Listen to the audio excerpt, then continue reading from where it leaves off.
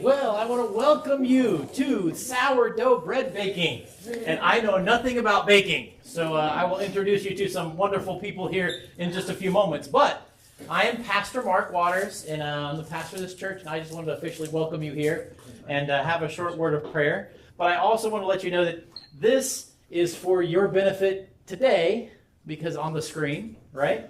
But also, if you've registered and you gave us your email address, then we're going to send you a edited link to this video, so you'll have access to it after today as well. So anyway, was there something else I was supposed to say about that, Nelson? That's it. Fantastic. Well, with that, if you don't mind, let's bow our heads for a quick word of prayer. Heavenly Father, Lord, we thank you for the opportunity to come together and to learn how to bake this specific kind of bread. Lord, I'm excited to learn and bless those that their hands have been ready and working and preparing for this day. And so I thank you, Father, for this opportunity. We look to serve you in all that we do. We love you, Lord. In Jesus' name, amen. Amen. Amen. So now I want to introduce you to somebody who actually kind of put most of all this together and was bugging people like, are you going to do this? And are you willing to do this? And so I'm going to let her introduce all of our chefs. But I want to introduce to you our health ministries leader here at Chestatee SDA Adventist Church, and also our women's ministries leader. This is Rachel Pinson. We should give her a round of applause. Yay. Thank you, Pastor Mark. So, we are super excited that all of you are here. I know you came from many different parts of Georgia. Some of you came a really long way, and so we just want to thank you for taking time out of your Sunday. We know everybody's got busy schedules, and we're just happy to see all of your faces and have so much that we're excited to share with you. So, you're probably wondering, why is a church putting on a baking class? And so I just want to share a few things with you that you may not know. This is a Seventh-day Adventist church, and we are known for being part of the Blue Zones. Have you all heard of the Blue Zones before? Yeah? Okay. No? Okay. Well, in case you haven't heard of them, the Blue Zones are different parts of the world that have been discovered to have a large group of people that live to be centurions. They live to be 100 years old or older. And our denomination is really excited to be a part of that group.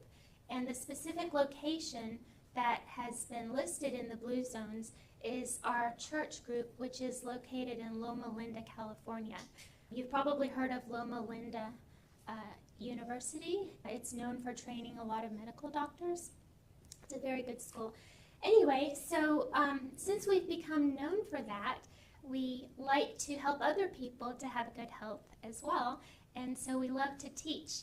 You may not know this, but our denomination is also known for our great plant-based cooking. And so that's what we're going to be doing today. We're going to be teaching you how to make sourdough bread, gluten-free sourdough bread, as well as a plant-based soup. And so now I would like to introduce you to our chefs that we have presenting for you today. Our first chef that's going to be presenting the soup is Marjorie Stickles.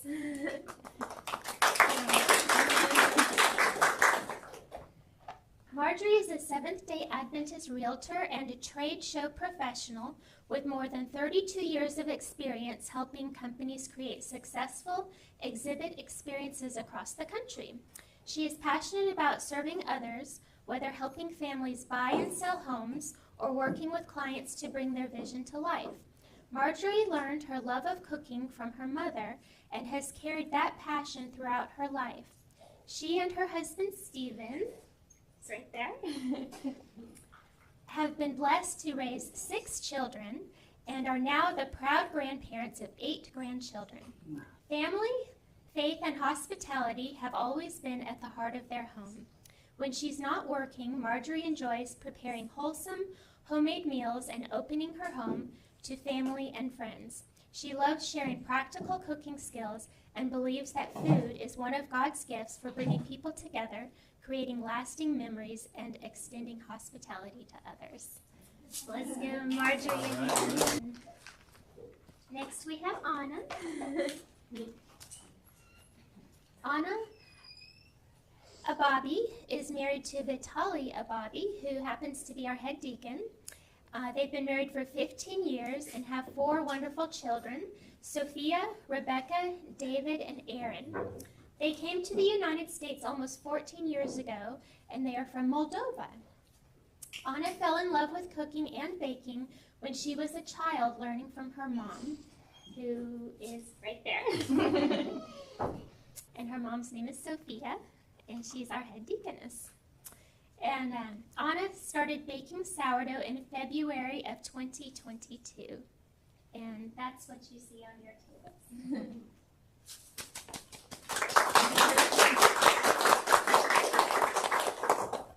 Next we have Kenny. Kenny is a devout Seventh-day Adventist that puts God first above all. He is married to his beautiful wife, Vivian, who is from Ghana, West Africa, and they've been married for 16 years. He has the ability to talk and connect with anyone. He grew up as a military brat and has lived all over the country, including 16 states, and been to 42 of the 50 states. They have lived in Georgia for 2 years and love it. He has worked in the bakery industry for over 27 years, including as an artisan baker, leader, manager, and director, which has provided opportunities to live in the Caribbean, Hawaii, and all over the U.S. He loves to teach and train and looks forward to this opportunity.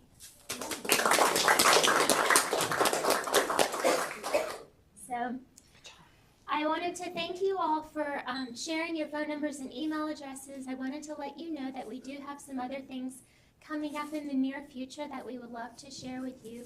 We're going to be doing some presentations here on brain health, where you will be able to hear from both Dr. Neil Nedley, who's a world-renowned internal medicine doctor that speaks on a lot of issues regarding brain health, everything from how to prevent dementia, Parkinson's, Alzheimer's, things like that, through lifestyle medicine. And he also is known for helping people with depression and anxiety. In addition to Dr. Neil Nedley presenting for our brain health series that we're going to do here, we also have Dr. James Markham, who's a very well-known cardiologist. So in addition to telling you about those upcoming events, we'll also let you know about our future cooking classes. We have a garden ministry here at our church. You can probably look out the window and see our amazing garden. And so Diana, if you want to raise your hand, she and her husband are the ones in charge of our garden, and her husband was so kind to go out there and harvest some produce for y'all this morning. So we have okra, corn, tomatoes, and squash and zucchini, and you are welcome when you leave to take any of that you would like. It's all organic, and it's delicious. So without further ado, we will let Marjorie start teaching the soup making. Hi. Hi. I'm just a home cook. Like, this is my first experience, so please don't judge me. So I came across this recipe that I really liked, and I mentioned it to Rachel. It's called roasted tomato and red pepper soup. And I didn't realize how easy it was to make. I would have made this for my children when they were younger if I'd have known that it only takes 10 minutes to prepare. The longest part is actually cooking. So, and it's all fresh vegetables that you can have out of your garden or run to the grocery store and prepare. So what I've done is I've taken seeds out of this to prepare it in advance so it won't take as long to cut everything up and to clean everything out. But really, it's just, you have recipes in your little booklets, and it's really just 3 bell peppers, 2 onions, 2 heads of garlic, the whole thing, tomatoes of your choice, and then the seasonings. Now, I add in a poblano pepper, but just because I like the flavor. It doesn't make it hot or spicy. It just adds a really good flavor to it, and they're about $1 really a piece. You can probably get them a little less expensive. And so, yeah, so that's what I do. So basically what I need to do, and I forgot to do, is spray my pan. Let me spray this really quickly. You just spray your cooking surface. You could probably use aluminum foil, or I tried parchment paper the other day, but you really want it to get a char on it, so it's better if it's just a sheet. And really just cut up the vegetables and stick them on the pan. Also wanted to mention, I just learned this. If it has 3 little bumps here, it's actually good for cooking. And if it has 4, it's really good for salads and just eating, which I didn't realize. And I love that I learned something new. So once you get all these on here, then we'll season them. I always just pick 2 regular tomatoes and then some cherry tomatoes, 2 packages of cherry tomatoes. This pan is a little smaller than the one I use at home, but really just stick it all on there as close as you can. So 2 whole onions, then I'm going to do the garlic and then the tomatoes. And just push it all around. And then the whole head. So you just cut off the top of the head. I just learned on this recipe that it says you can cover it with aluminum foil, but I've never done that. I was like, oh, I didn't see that. So I just put it directly on the pan without covering it. So that's easy, right? So that's pretty much it. And it's just a bunch of fresh vegetables. So then what you want to do is season it. So I season with my heart. I don't get out a measuring spoon, so I just pour some olive oil on here. Make sure you get olive oil on the garlic. And then I did pick an olive oil that has 1 ingredient, olive oil, and it comes from Greece. So it's authentic olive oil versus some of the olive oils you can get are a mixture and they're a combination. They're from all over the place. And then I just do crushed pepper.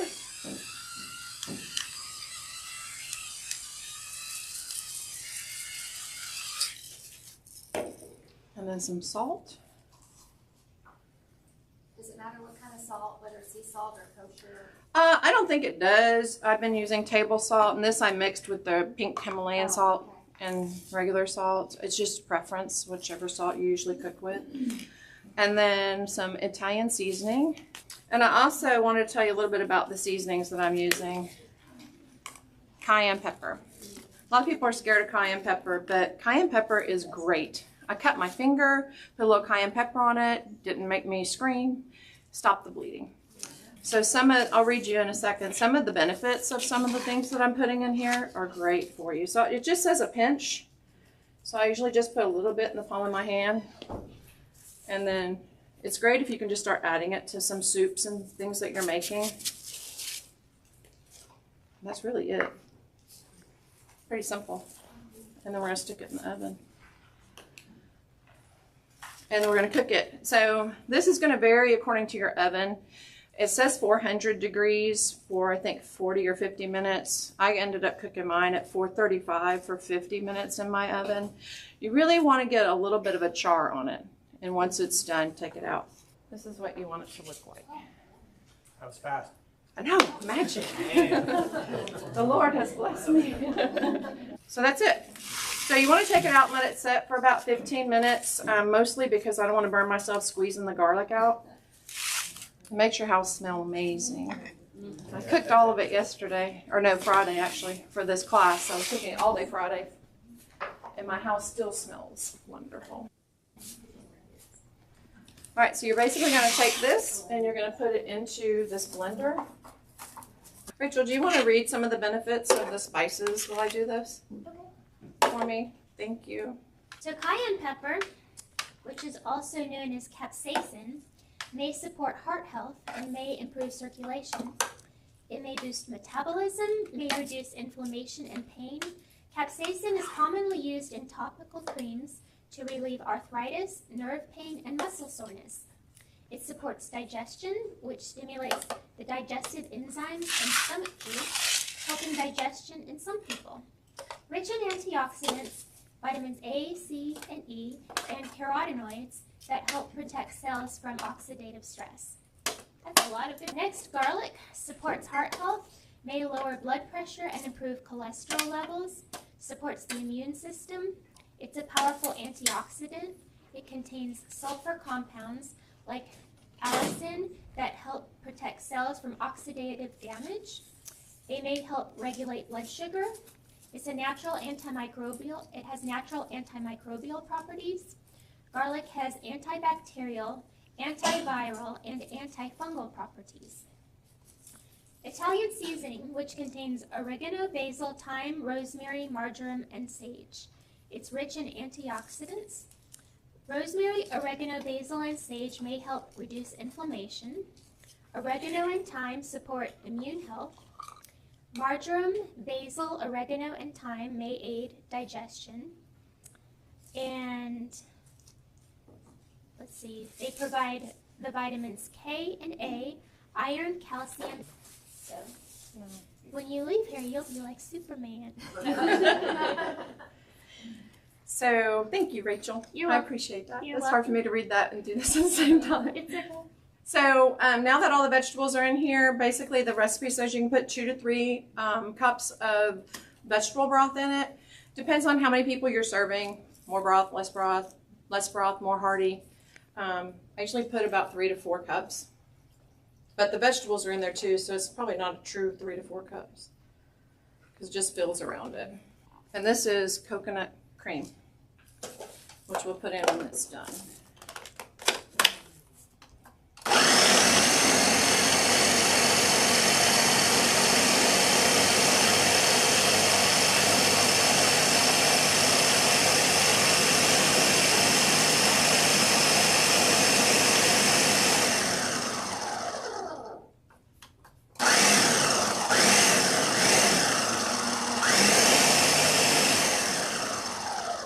And on mine, it has ounces, and it usually makes about 64 ounces. Pretty average every time, even though I'm not measuring. And then you just want to transfer it into a pot. That's pretty much it, other than the fact that you want to add some type of cream to it. This is coconut cream, but you can do oat cream if you prefer oat cream, or regular cream if you're not vegan, but this keeps it vegan.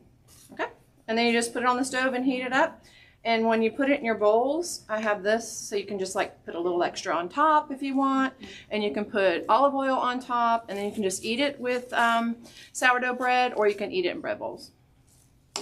That's it. I hope you enjoy it. When you blend it, is there a specific thickness you're looking for? Not me, I'm just looking to really blend it down, cut up all the vegetables. You could probably blend it a little bit less. It is, you'll taste it, it's like chunky a little bit, Okay. but it's fine chunks All right. when it's done. And that's just a normal blender? Anything special? Mine is just a Ninja blender that I've had for years, but any blender would work. Yes, ma'am. I'm not familiar with oat cream. Can I get it at Kroger? Yes, you can get oat cream in Kroger. It's in the dairy section with the milk. And this is, I find it on the Asian aisle. That I'm familiar with. Yeah. Any other questions? When we eat, Well, it's ready. We just got to bake the bread. But the soup's ready. It was ready on Friday. So next we're going to have a little talk by Kenny. He's going to tell us a little bit about the history of sourdough and also some of the health benefits of sourdough. And then after that, we will get instruction from Anna on how to make the sourdough.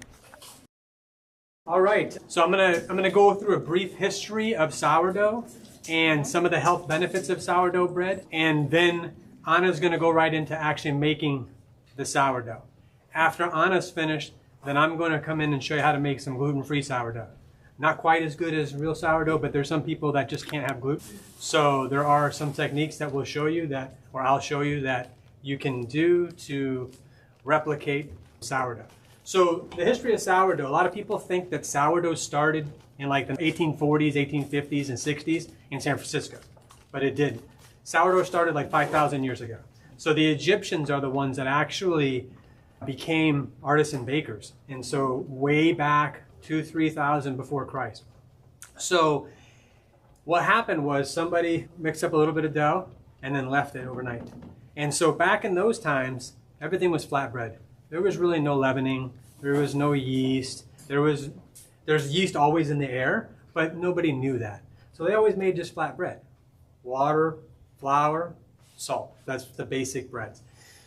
And someone found out, they left some of that dough together, and boom, it actually fermented. And so that's where they decided, oh, okay, well, if we do this, and they made different variations of sourdough bread, and that's where it started. And sourdough bread was famous or infamous throughout all the way up until about the 1700s. And then as they got into 1800s and a lot of people came over to the United States started to grow, and the Industrial Revolution changed everything. And so when they started producing yeast from factories, That's when all the bread changed. People didn't think that it was fun anymore to have to start a sourdough, feed it, continue feeding it, getting rid of some, feeding it again, and then keeping it. It was much easier to just add a little bit of yeast, whether it's dry yeast or instant yeast or fresh yeast, and that's how bread pretty much changed. So once it lost its popularity in the end of the 1700s and the 1800s, there was actually French bakers that came over and landed in San Francisco and started and brought some of their cultures, some of their sourdough starters from France. And I know it's interesting because I always joke because I'm not always huge on the French, because if you take a look at baguettes, it's a French baguette, but they didn't create the French baguette. That was created in Vienna, but they kind of took that idea and then they ate so much of it, created so much of it that now it's French baguette. So the same type of thing happened with sourdough. But with the sourdough in San Francisco when it landed, a lot of people were moving up there for the gold rush. So a lot of the gold rush folks would go up into the mountains. They had no access to yeast that was being produced, so they would carry sourdough starters with them. Where the French came into it was that they became very popular in San Francisco, where they started creating recipes, not just breads, but a lot of pastries and stuff with sourdough starter. And that started a trend. So a lot of the 49ers or a lot of the people that were mining would literally bring sourdough in a jar, in a can, would bring it with them as they were mining. And so at night when they'd get close to the fire, they'd mix up flour, water, whatever else they had, oat, whatever, and then they would use their sourdough starter, and that's how they created sourdough. So if you've ever heard the expression, oh, it's a San Francisco sourdough, that's where it comes from. And so in this country, that was prolific, like I said, until they started mass producing all of the yeast products. So sourdough kind of went to the wayside, and the breads that you see in the grocery store now or any bakery that you go to for the most part are derivatives from the Industrial Revolution. So you're having yeast. That's what I do in my job. I actually go around and I sell to the large bakeries around the country, yeast and other items. Okay, so what makes sourdough special is that it's a natural fermentation process. So all you have to do is start with water and flour. You mix them together and you just let it sit. And Anna has some of her starter. I have some of the gluten-free starter. It's all the same thing. What you do is you just allow the air or the natural yeast in the air to start to break down and start to grow and ferment inside of the starter. And every day you just need to come through and take about half of it out, add about half, and I've got the exact amounts, but let's just say 50-50 water and flour. Gluten-free is a little bit different. You need to do a little bit more water. But anyway, so the health benefits of sourdough. So sourdough, because it takes a long time to ferment, there are so many benefits to it. The natural sourdough actually helps with your digestion. So I've got a few notes that I'm gonna review with you guys. So there's 5 key benefits to sourdough. So easier digestion. So the long, slow fermentation process uses lactic acid bacteria to partially kind of take away and eat away at the carbohydrates that are in the bread. And also it breaks down gluten. And so as it breaks down gluten, it allows your body to process that stuff much easier. Another key example of that is in bread that you buy now, there is phytic acid that is inside that is inside of bread. And what that does is it prevents your body to intake the nutrients that the bread creates. Iron, magnesium, those type of things. So what sourdough does is it breaks down the bacteria and those strains, and it makes it so that you can also consume, that your body can intake those, the iron and whatnot. Also, it has a lower blood sugar index. So basically, because of that long fermentation process, right away when you eat white bread, there's a rush of glucose that goes to your body, that goes to your blood. That doesn't happen with sourdough. Because of that long process, it actually slowly injects that into your bloodstream. So if you're a diabetic, it is much easier, much better for you to eat sourdough bread than any of the processed breads that you would eat. Another thing is it improves, so I talked about the absorption. So it improves absorption from all the iron and the magnesium, which your body has to have in order to process things like vitamin D and things of that nature. Also helps with gut, it supports your gut. So the lactic acid, it creates prebiotics and probiotics that help to break down the microbes in your colon, and so it's easier to digest. And probably one of the most significant things is that it's a natural preservative. So normal breads that you'd buy at the grocery store, they've got some kind of preservative in it. And so whether it's a Calpro, or there's many different ones, some people will use a little bit more salt to help. Well, because of that fermentation process, that creates acid that actually slows that down. So if you take a look at this sourdough, I recommend you eat it all today, but if you kept it on your shelf, guaranteed you would not see mold probably for 5, 6, 7 days. And it's not because it's got all this extra stuff in it. It's because naturally that long fermentation process has created that environment that will keep away the mold. So that's just a little bit about sourdough. Now we're going to go right into Anna's presentation. Does anybody have any questions? Awesome. All right, thank you. Thank you so much. You're welcome. Hello everyone. I will try to show you how I make sourdough bread. We start, of course, sourdough starter. Today you will get jar of sourdough starter. We have in the fridge, to not grow too much. Here I have a sourdough starter. It's almost done, maybe like 20 minutes more. So ready to use it. It's like here, 400 grams of starter, so it grows a lot. When you feed your starter, you need your jar to be only 1/3 of starter because it grows like 2 times. So when it's ready, actually it's ready, but you need to see not to be a dome. First, sorry for my English. And the bubbles, but here you can see the line. I don't know, you show? You can see the line. It's not like a dome. A dome, yeah. A dome, yeah, it's not a dome, yeah. So it's ready to start. First of all, we need water, not tap water. We need filtered water or bottled water. Bottled water works Yeah, too, yeah. yeah, works too. We need a kitchen scale. You can do by cups. Cups sometimes 1 cup can be more than just 1 cup if you. So I like to use scale, kitchen scale. So first I'm put water. It's how it's in the recipe, it's 400. Oh, this recipe, it's for 1 bread or 3 of these bread balls. From this recipe you can make 3 bread balls. Today I will show you how we make bread balls. But you to know the recipe, it's 1 bread, 1 whole bread. It's kind of like this one, big one. This is chocolate. Okay, we put filtered water, 450 grams. It's okay if you go up. And I use more sourdough. Usually people use like 100 grams of sourdough starter. I use 200 grams because it fermented faster.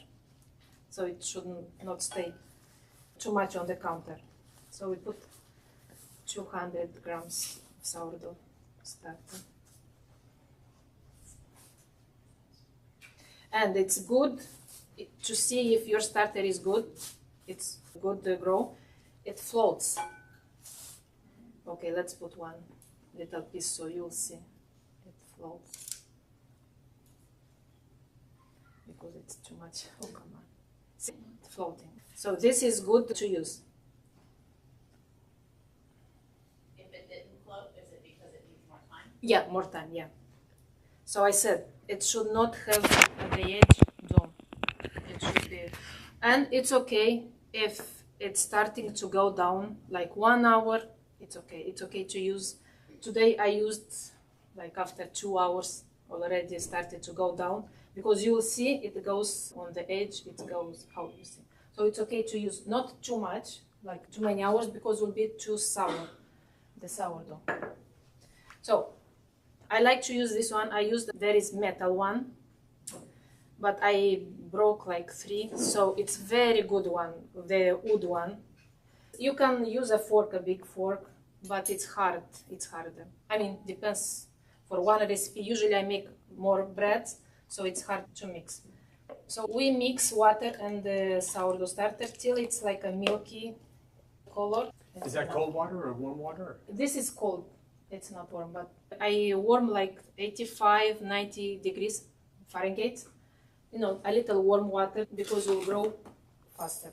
I use 4 types of flour. It's very important, I mean, very important how you want, but it's more important to use organic, not bleached. You can use all-purpose flour or bread flour. Of course, bread flour is much better, but this, because of the protein, this is good too. I like the Costco one. So we put all-purpose flour, 475 grams. It's good to sieve because it gives oxygen. I sieve in all my baking the flour. Oops, too much. It's okay.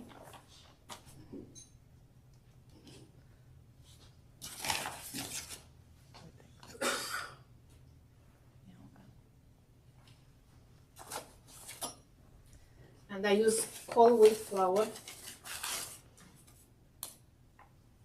I don't measure how much wheat flour. I just go till 600 grams of flour together. And dry flour I use. You can use only one type of flour, only all-purpose, but would be plain, kind of.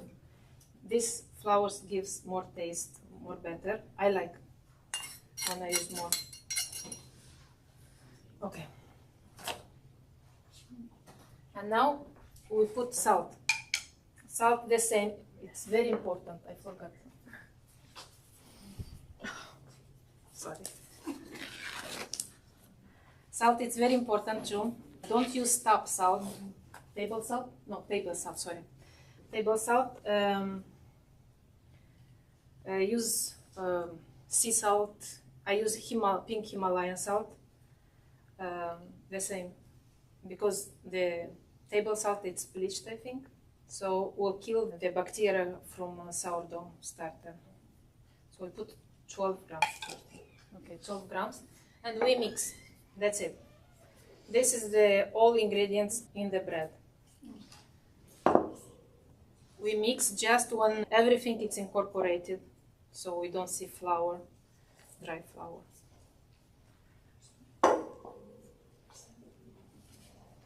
You have to be careful not to overmix. No. This is no. Of course, you will not overmix it. You can use a mixer, KitchenAid or something. But usually I don't use it because I don't have a big one.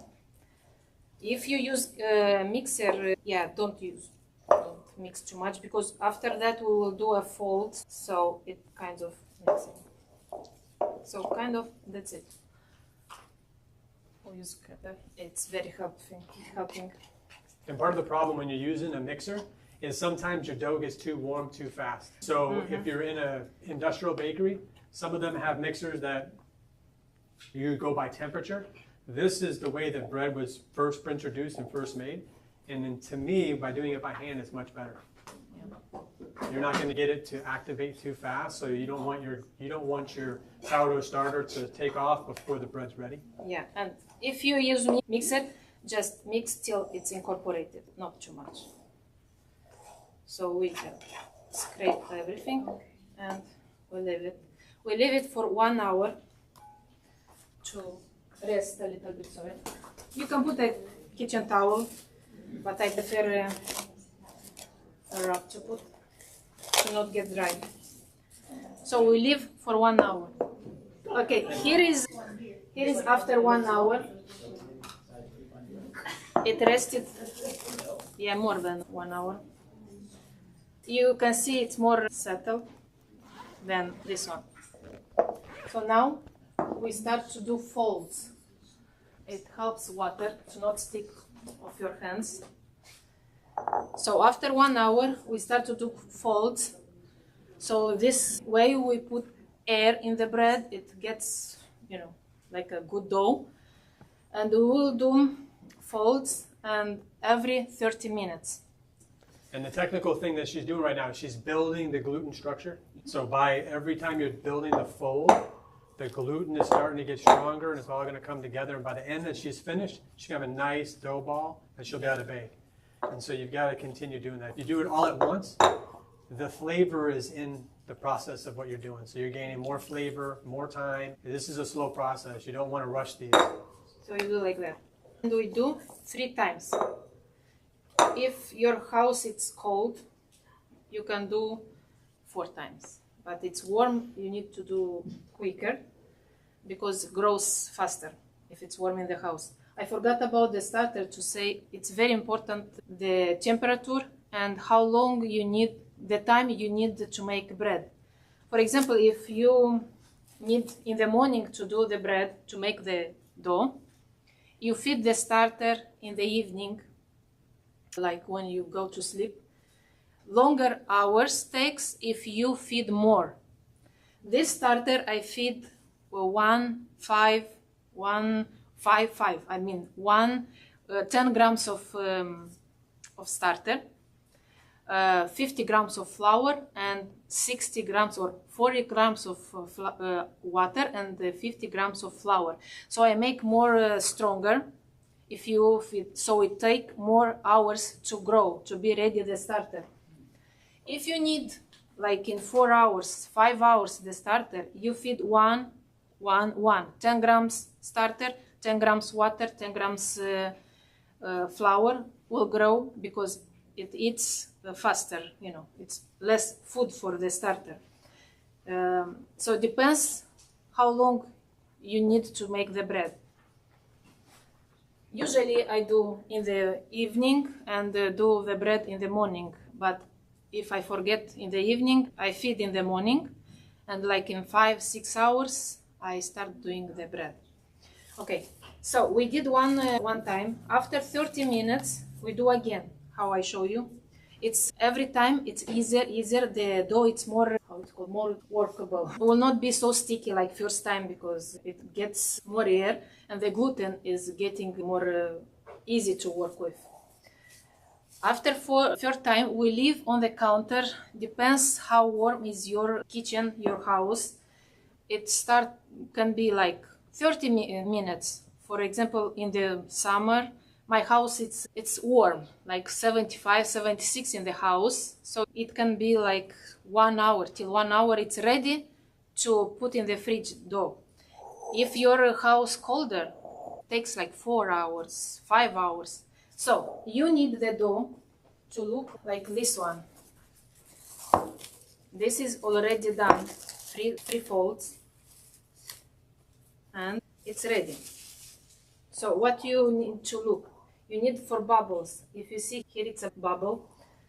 It's a little bit over, I think, because it's too hot here. I don't know for you, but you need to look bubbles, and should not be flat like what I said about the starter. It should be done because it's flat, it's overproofed. So this one is done. So how I said, from this one you can make 1 bread, but we will make 3 balls. I use this, so you can, if you want, you know, like fancy, there is on Amazon Banneton balls, or you can use, I got this kind of Bannetons for a big bread. So when we put on the counter, I use usually on the counter, but we use rice flour to not stick on the counter or to not stick on the towel because we put towels.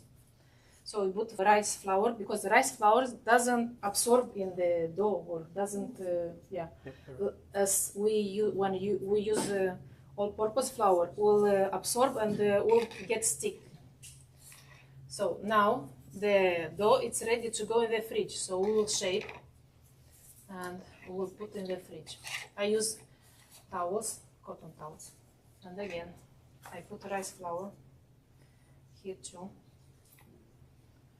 If you put regular flour in there, when you go to take it out of the fridge, it's going to be absorbed. So then all it's going to happen is where you put that flour, it's not going to bake evenly. So it's going to be soft there, and you're trying to get a nice crust, Yeah. it'll be soft at that point, but the rest of it will be hard.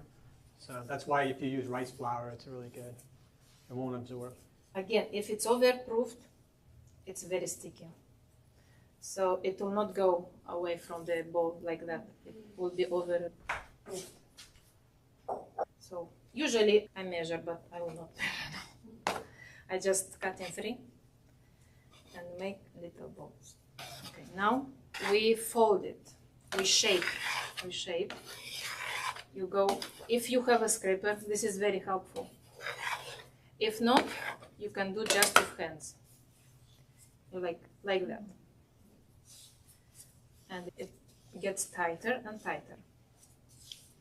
But on the wood, it's not working, so we need scraper. So see, bubbles. This is very ready. It's not sticky. It's easier to work.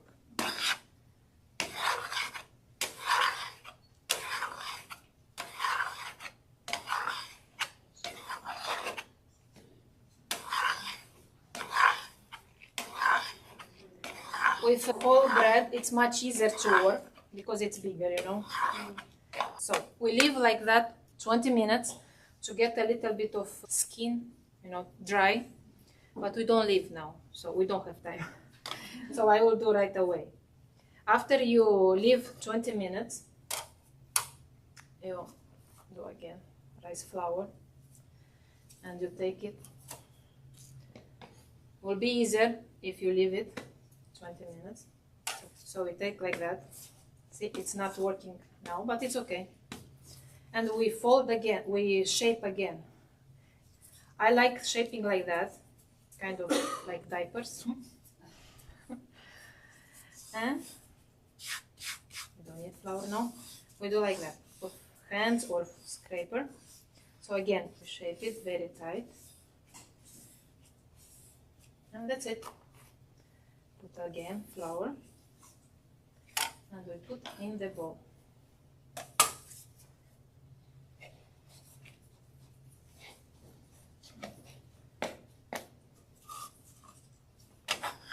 And you want to put it upside down. Yeah. Because when you pour it out the next day, and the top is nice and round.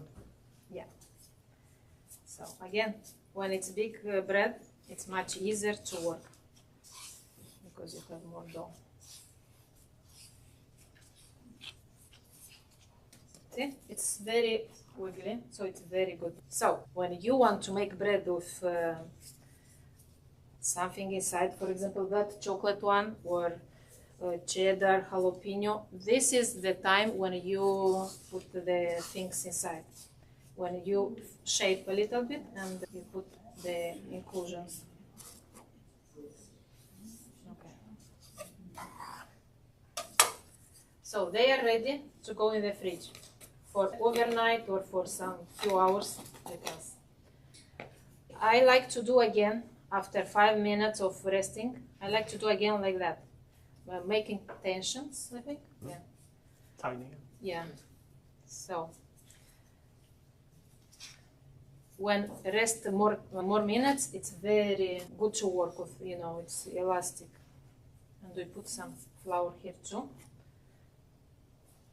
And we wrap like that and put in the fridge. Okay, I will do this after. Now I have in the fridge ready to go in the oven. So we put overnight or for 4 hours, 5 hours, depends when you're ready to bake it. It can stay like 2 days, but 72 hours depends. Of course, it will be more sour.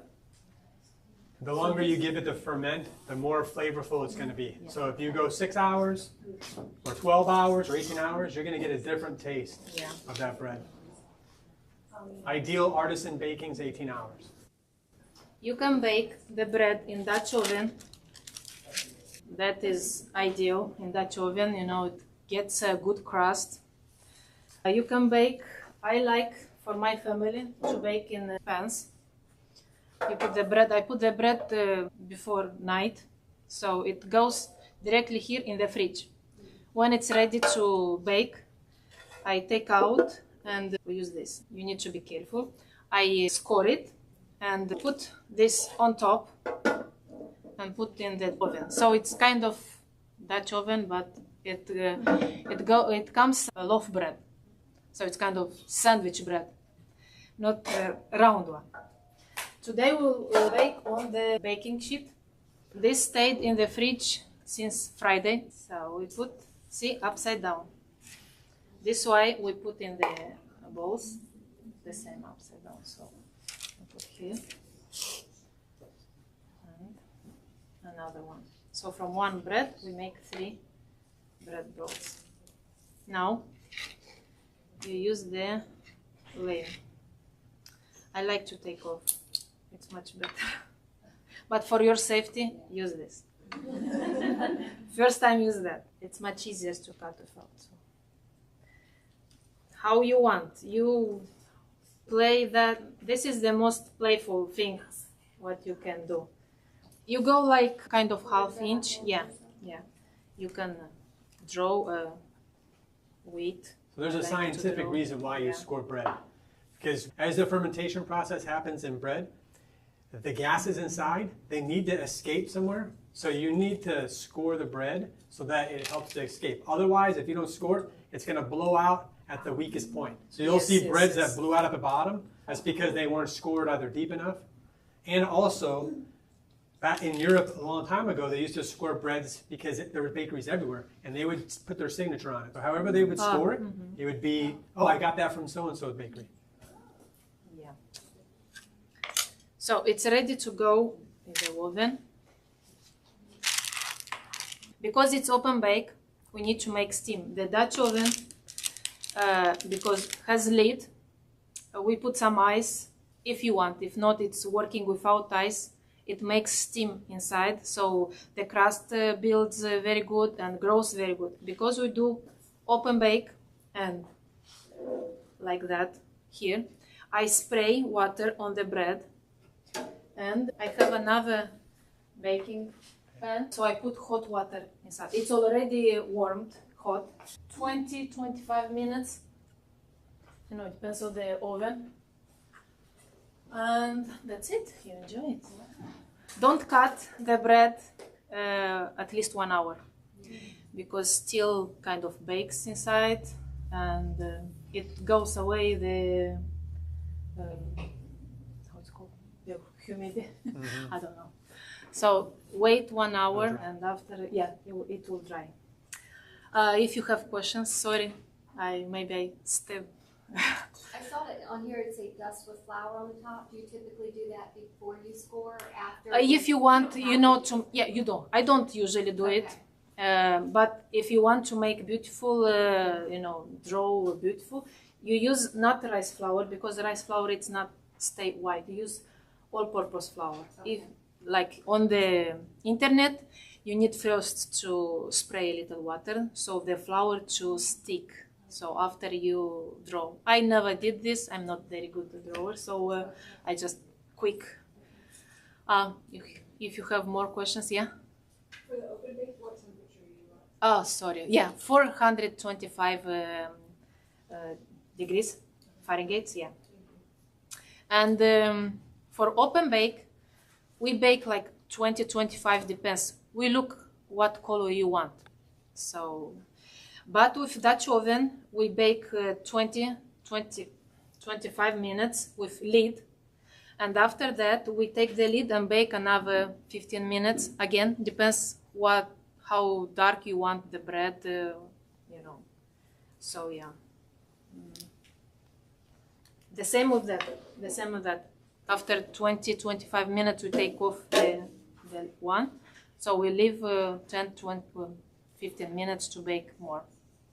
So when you open bake like that, that's when you use the water, Yes. steam, and Yes. spray it. Yes. Other than that, if you do it that way or Dutch With oven, that, you just spray. I try to put ice on the corners, but it's not working because it's cold. Oh, the Dutch oven, we warm like 30 minutes at least. So to be hot, Dutch oven to be hot. So when we put ice, it steams. But here, because it's cold from the fridge, it doesn't do that steam. So just spray on the bread. Yeah. No. More questions? Thank you so much, Anna. That was wonderful. So we're going to take a little intermission, about 5 or 10 minutes. And during that time, if you'd like, you can talk to Louise about her books or come and look at the magazines. And then after our short break, we will reconvene, and Kimmy is going to show us how to make gluten-free sourdough bread. All right, so we got 20 minutes left for the class, and I'm going to spend the end of the class now going over gluten-free sourdough. So there's a few things that I've done. Right now what I'm going to do is I'm going to weigh out 12.4 ounces of warm water. And so because gluten-free sourdough has no gluten in it, because it doesn't have any gluten in it, we have to use something to kind of act as if it had gluten. So there are several things you can use. But because I wanted to make sure that we are sticking to our mission, which is plant-based, we're going to go with psyllium husk. And so basically psyllium husk powder, which is this one right here, it's a fiber, and some people will put it in their water and then take a drink of it, and it has really good benefits for your body. And also, I'll show you guys some of the breads that I made. The bread looks like it's sourdough bread. It really does. So the one that I made this morning, so that has no gluten in it, and it actually came out really nice. And the reason why is because I use this psyllium husk. And what gluten does is it binds and it creates a strand in the bread. And fermentation makes bubbles, and it kind of pushes that bread up. So the reason why bread grows is because the fermentation is happening in between each layer. You're getting the little bubbles from the fermentation, and that it's gas, and it's getting trapped in between the gluten layers. Well, when you don't have any gluten in it, it's really hard to, there's nothing to trap it. So sometimes when you mix this bread, it'll come up all mushy. So you got to be, so the psyllium will help to make this jelly-like substance that we're going to use for the bread. Now, it would be really easy to go ahead and just put a ton of that gel and make it nice and thick. But you got to remember, the end result is going to be like some of the old bread that you saw, gluten-free bread, that was like jelly, is gross. It's because they had to use a lot of psyllium husk and other ingredients to make that.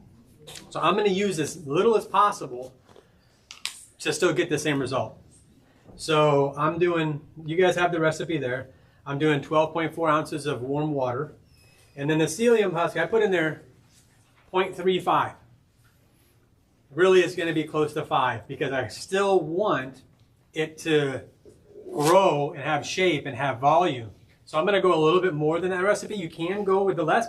You're just going to get a flatter loaf. So what I usually do is I'll pour it in my mixer. Now, you don't have to have a fancy mixer. Literally, this thing is like 40 bucks. And all I'm doing is combining the ingredients. Now, a lot of people ask, well, how come you don't just mix it in? I like to make sure that the mixer is kind of doing the work for me. So I'm going to mix this mix for 5 minutes, even though it's all I'm doing is combining the ingredients. Okay. So I'm going to let that sit. Sits for about 5 or 10 minutes, and it's going to create like this jelly type feel to it. So it's going to kind of gel up. You can go ahead and whip it. So what I'll do is take my, so I have pink because my wife loves pink. So I just want to let you know. Okay. That's why I'm using this. Otherwise, I would be using, you know, like this color or something like that. But so no judgment here, okay? So all I'm going to do is mix this up a little bit so it just kind of combines. And you're going to see right away, it's going to kind of thicken up a bit. We're not going to make it to where it's a complete gel because then, to me, it's not going to blend and you're going to get chunky pieces in your bread. But anyway, so 5 to 10 minutes. While that's happening, I'm going to use my same container. I'm just going to go ahead and add the rest of my wet ingredients. So the 2 ingredients that I'm going to use are olive oil, and I think it calls for 1 ounce of olive oil. You can do between just a little bit less or right up to 1 ounce of olive oil. I usually like to pour this first because I'm going to use Tribble Farms honey. Okay, just so you guys know, this is the best honey around. So this Tribble Farms here, They're local. So I'll put the oil in first, and then I'll add my honey in just so that the honey doesn't stick to the bottom, and then it becomes, you know, hard to work with. So I'm just going to use 0.7, so not even an ounce. And all that this honey is doing is it's just making it a little bit sweet. But I like right around 7. Usually baking is a science, it really is, but with gluten-free, it's a little bit different. This is trial and error. This is not something that you have to go home and say, oh, if I have to follow this and this perfectly. You don't have to. Now I've got my wet ingredients. The most important ingredient for sourdough is the starter. So I'm going to talk real quick about the starter. So this starter, I fed this morning. Okay, so I always put a rubber band to show where it started. So you can see it's double. Now I use 1-to-1 flour. Basically, you can replace this flour, gluten-free flour, with flour. Exact match. So if you use 10 pounds of this, you're going to use 10 pounds of that.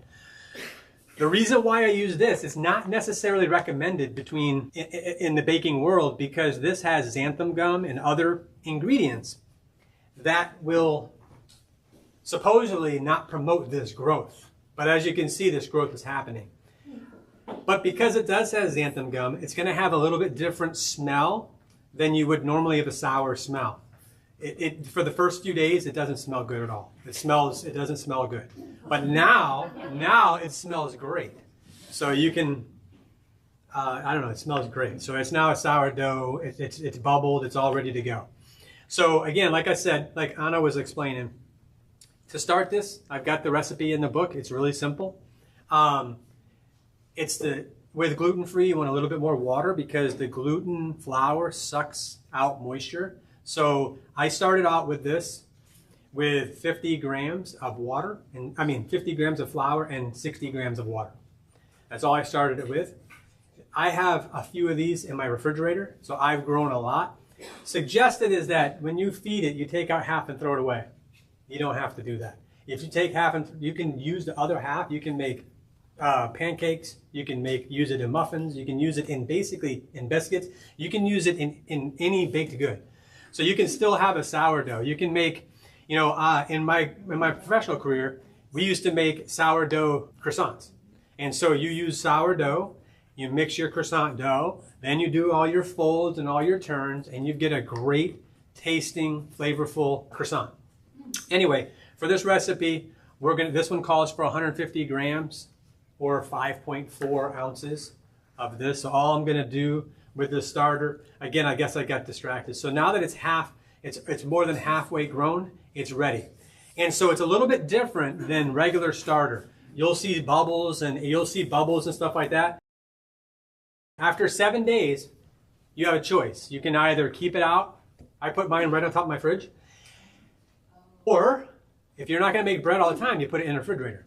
And then what you do is you pull it out the night before you're gonna make bread and you feed it. So you're gonna take some of it, you're gonna discard some of it or save it, but you're gonna discard some of it and then you're going to feed it. So same parts. So if it's 30 grams of this, you're gonna use the same parts of water and flour as well and incorporate it. Oh yeah, I actually have like 3 or 4 of them at home. I don't even know what I'm gonna do with them because I usually don't eat gluten-free, so we'll see. Anyway, so now I'm going to add 150 or actually 5.4 ounces of my starter. And again, with your gluten-free, I would say the more the better, okay? Because I don't think you can really go wrong on your sourdough. So if you went a little bit over on this, it would not be that big of a deal. So like right now I'm at 6 ounces. That's fine because all it's going to do is going to add flavor to the gluten-free sourdough. So now what I'll do is I'll end up tossing that stuff because I got plenty at home. And now, yeah.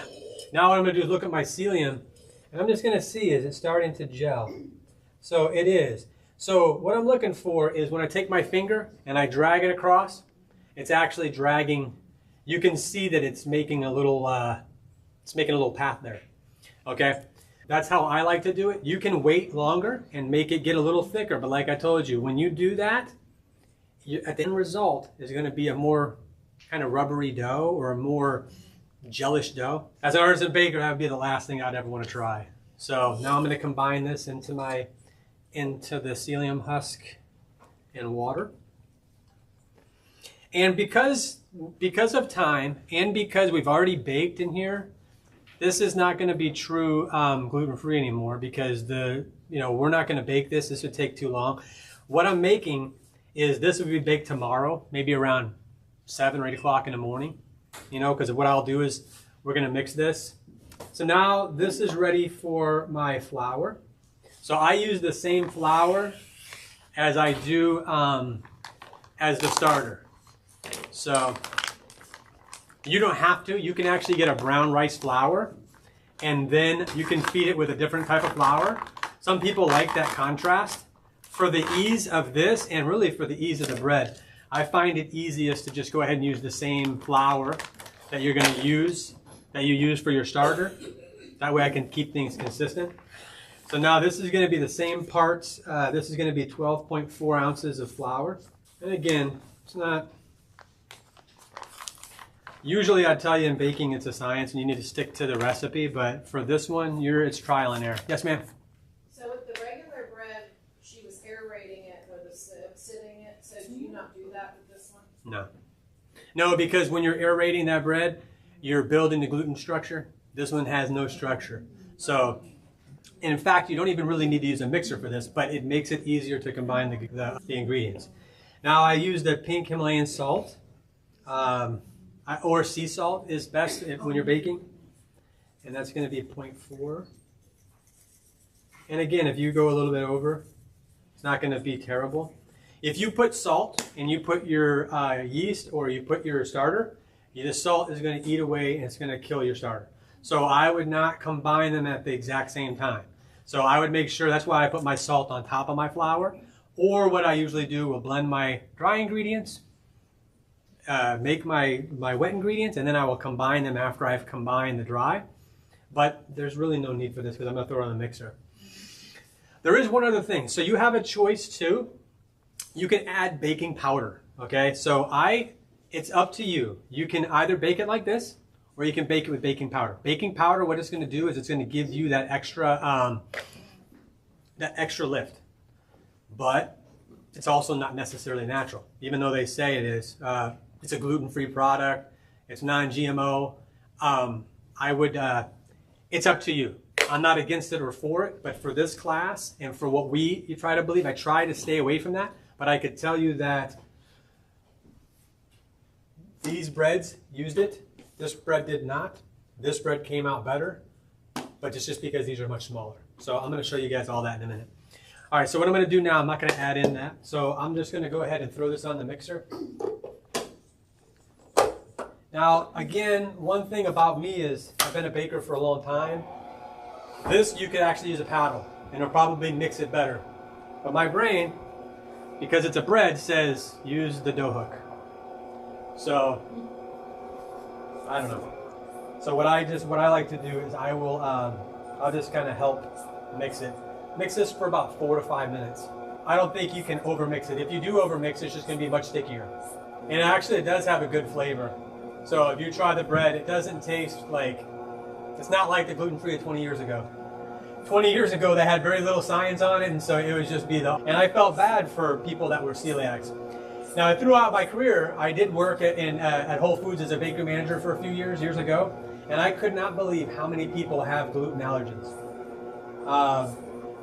And especially like celiacs. And the reason why, I kind of touched on it a little bit earlier. So in the late 1950s, the U.S., there was a scientist that came up with a perfect strand of wheat. And what it meant by perfect is that it always came up the same, it would regenerate, and they all came up to the same level. Because wild wheat, you're not going to have, it's going to grow just like humans do. We're all different shapes, sizes. That's what wheat used to be. So you'd have strong wheat, you'd have weak wheat. Well, now all the wheat that we have is strong. But there's a problem with that. Used to have 26 to 28, kind of like the DNA structures to it. Now it has 46.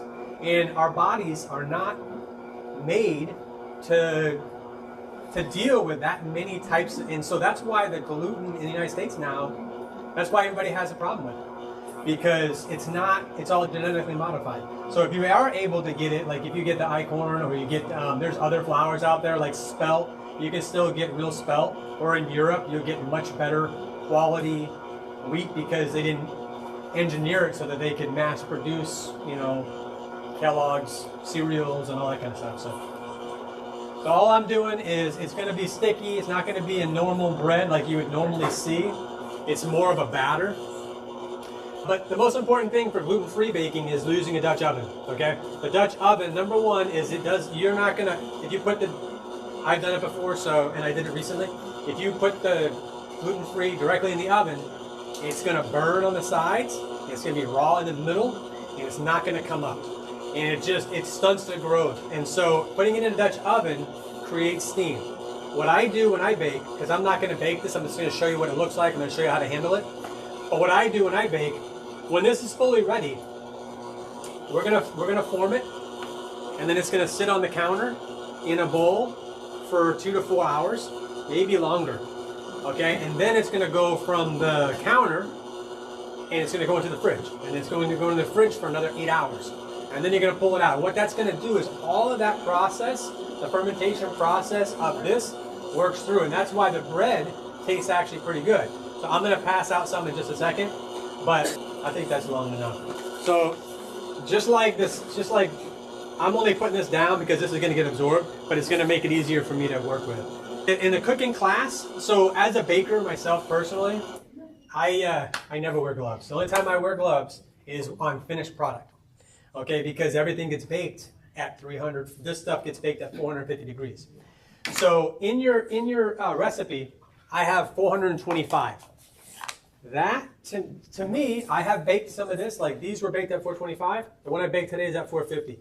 The higher temperature to me is better, especially if you're baking it correctly, because all that heat, especially inside of the pot, creates oven spring. And that's what you really want on any kind of bread, especially this gluten-free bread, because otherwise it could be just flat. It still could taste good. So you're going to see it's really, really sticky, right? And that's the one thing that a lot of people don't like, and that's why they don't make this at home, but it's really not that big of a deal. This really is the only time right now, once I poured it out, is where I'm actually going to form it. Now, me being an artisan baker, like when I make rounds, I can usually take 2 and I can roll them with my hand. But anyway, as a baker, usually I'm pretty quick. I've made thousands and thousands of bread bowls. And I can use both my hands and round. This one, you have to use both your hands and just be generous and just try to shape it the best that you possibly can, because this is where your shaping happens. So that's your bread, that's your bowl right there. That's exactly how I did this one. So where you guys have seen it, this is exactly what I did. And all I'm going to do now is I'm going to put it into a bowl. If you put any flour in it, you really don't need to. I've got a little bit of flour on top. It's going to actually go inside of the bowl. It's going to sit on the counter for 4 hours. And of course, I didn't. What do you need? I didn't bring my bowl, of course. The one thing that I needed for this. Glass bowl? Yeah, glass bowl is fine. That's perfect. Actually, that's better than my bowl. Perfect. That would work out. All right. And then I'm just going to put that upside down, and I'm just going to kind of push it down in there. Now I'm just going to cover it. Like I said, it's going to sit for 4 hours. And then once it has risen, I want to see a little bit. Now you're not going to see your eyes like you're going to see in sourdough, where you're going to see half or double. You may see 10 or 15%. And then that's when you know it's ready. You'll touch it. You'll put a dimple in it. It'll start to come back a little bit. And then you say, okay, cool, I'm going to put it in the refrigerator. Same container, same bowl, cover it. I would put it with plastic wrap or with a cover that comes on that bowl and set it in the cooler for 8 hours, 10 hours, 12 hours, even up to 18 hours. It's not going to move much because the fermentation process on this dough, again, is not going to go crazy. But the longer you let it sit, the more that the flavors of this gluten-free sourdough starter is going to come out. Okay, so I'm going to wash my hands, but in the meantime, I have a couple pieces. I've got some pieces of bread that I'm going to hand out. Hey, Marjorie.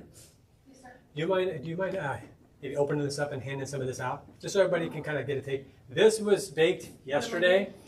Yeah, you can just hand it out. The people that want to try it. Now, I would recommend toasting it. I think toasting it is better. That's how I like it.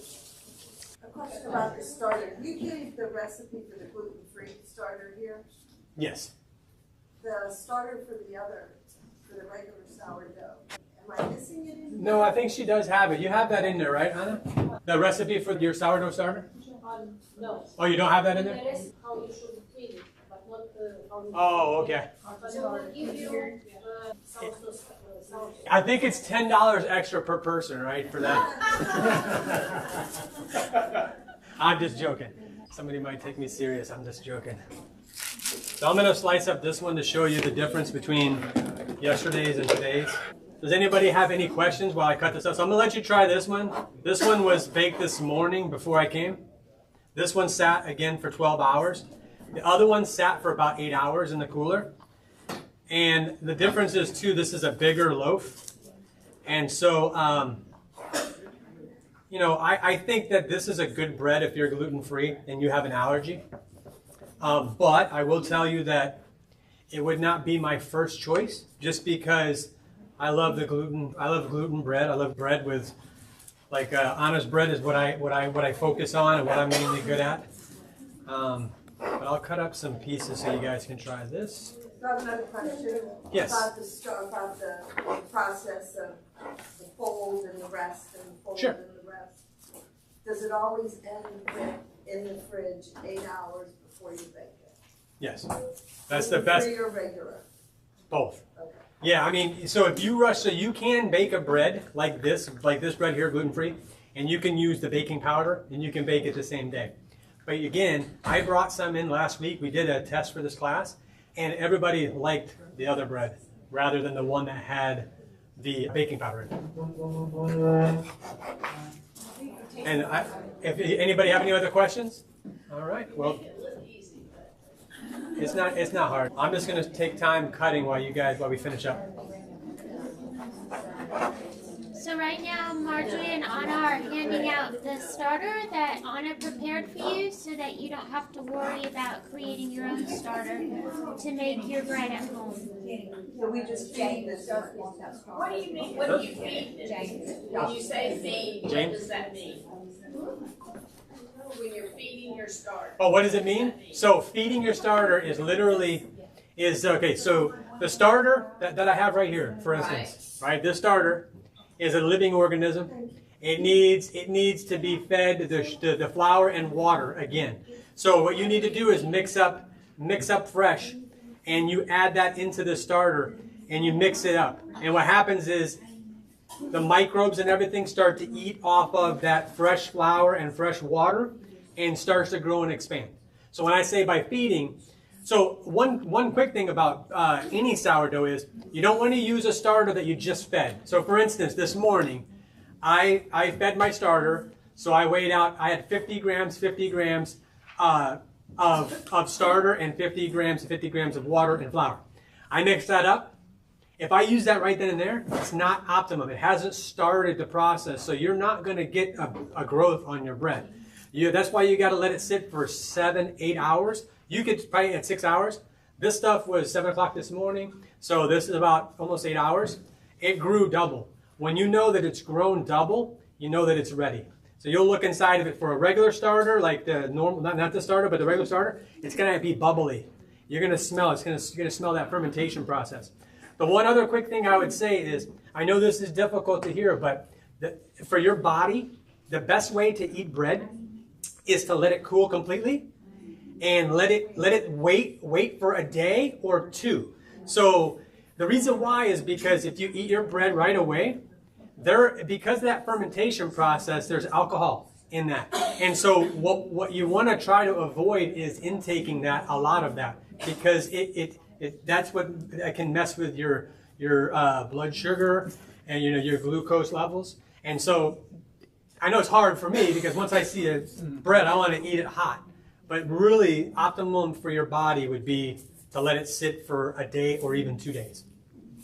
Can you please tell them a little bit about how you add in ingredients when you're doing, like, for example, a cranberry walnut sourdough? When you want to make the bread with inclusion, for example, chocolate one, you put last before go in the fridge.